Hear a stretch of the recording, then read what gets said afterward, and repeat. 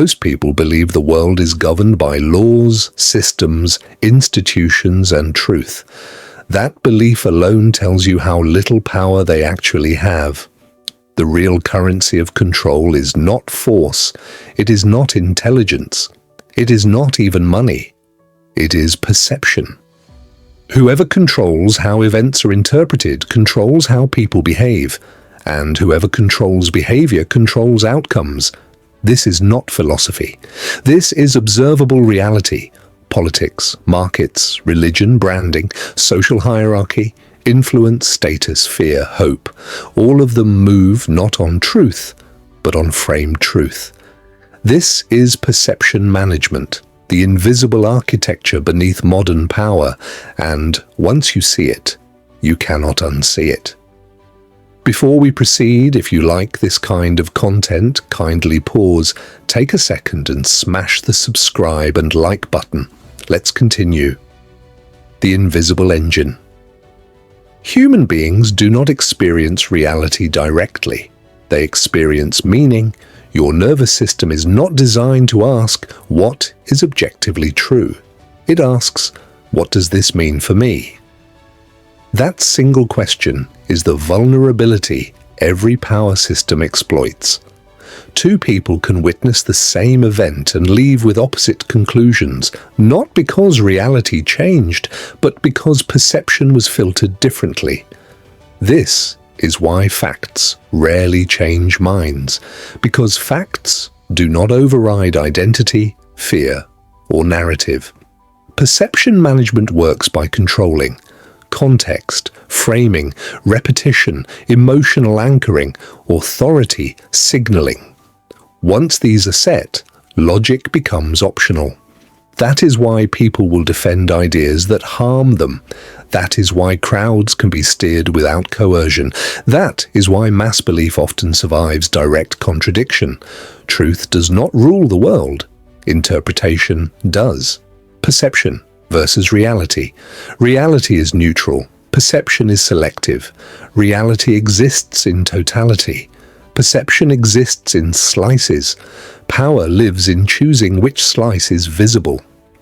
When people say the world is unfair, what they really mean is, I was taught the wrong interpretation of how it works. No elite system relies on chaos. They rely on predictable perception. Predict the narrative, and you predict behavior. This is why confidence beats competence, appearance beats substance, branding beats quality, certainty beats nuance.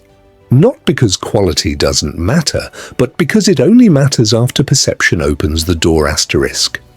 The first gate is always belief. If perception says this is valuable, people search for reasons. If perception says this is dangerous, people avoid evidence. If perception says this is authority, obedience follows. This is not manipulation by accident. This is design. Political power no longer requires effectiveness. It requires legitimacy. Legitimacy is not earned. It is perceived. A leader does not need solutions. They need symbolic gestures, controlled enemies, emotional resonance, narrative repetition. The public does not audit results. They audit signals. A speech can outweigh a policy. A scandal can outweigh decades of harm. A headline can outweigh data.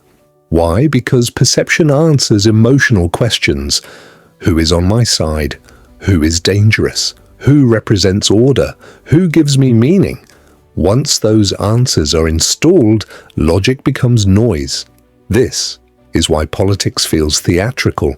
It is not failing. It is operating exactly as designed. Politics is perception management at scale. Money itself is a perception agreement. A piece of paper holds value because enough people believe it does. A company is worth billions because confidence flows toward it.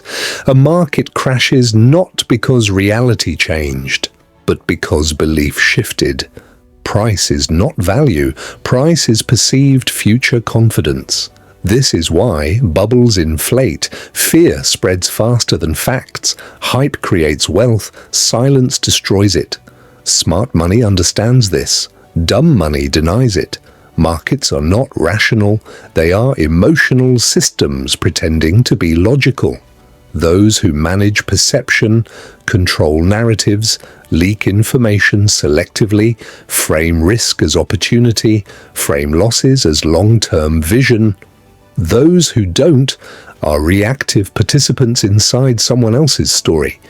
If you don't understand perception management, you will always enter markets late, exit early, and blame bad luck.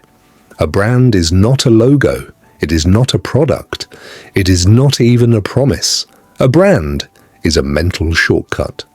When someone sees your name, their nervous system should already know how to feel. That feeling is perception. Strong brands don't explain. They signal. They communicate status, safety, belonging, superiority, rebellion, intelligence, all without words. This is why two identical products sell at wildly different prices. This is why aesthetics outperform specs. This is why storytelling converts better than features. You are not selling reality. You are selling interpretation, and interpretation determines action. In every group, hierarchy forms silently, not around truth, around perception.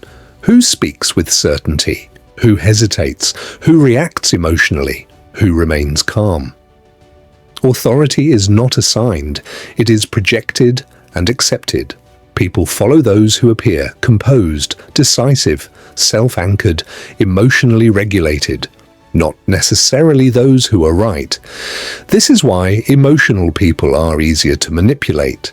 Emotion leaks information, control signals, strength. The person who controls themselves controls perception. The person who controls perception controls influence. This is not cruelty. This is psychology. Media does not tell you what to think. It tells you what to think about. Attention is the first layer of control.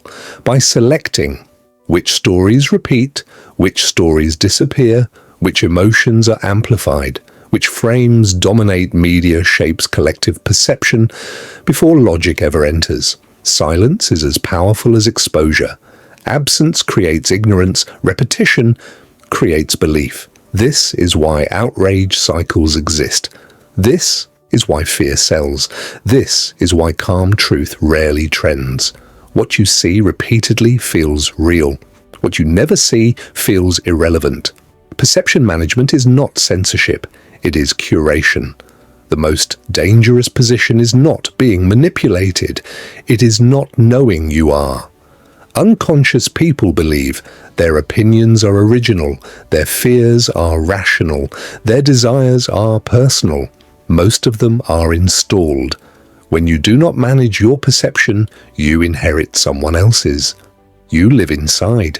Media narratives, cultural conditioning, inherited beliefs, emotional reflexes, and you call it free will. Freedom begins with awareness. Power begins with discipline. Perception management is not inherently evil. It is unavoidable. The ethical question is not, should perception be managed? It is. Toward what end? You are managing perception every time you speak, dress, price, remain silent, choose what to emphasize. The only difference between manipulation and leadership is alignment with truth and long-term consequence. Truth without framing is ignored. Framing without truth is exploitation. Mastery is balancing both. Strategists do not argue with reality. They position within it. They ask, what narrative already exists? What emotion dominates? What interpretation is missing? Where is attention flowing? Then they move subtly, quietly, deliberately. They do not shout truth. They place it where it will be accepted. They understand resistance is perception. Acceptance is perception. Authority is perception. And perception can be guided. If you are building a business, a personal brand, a financial future, a movement, a reputation, reality alone will not save you. Skill without perception stays invisible. Value without framing stays undervalued. Truth without authority stays ignored. This is not pessimism, this is leverage. Once you understand perception management, you stop fighting reality and start working with human nature. The world is not ruled by the strongest, it is ruled by those who shape belief. The future will not belong to the loudest, but to the clearest. Not those who scream truth, but those who position it. If you do not manage perception, you will be managed by it. And the moment you realize this, you are no longer asleep. You are strategic.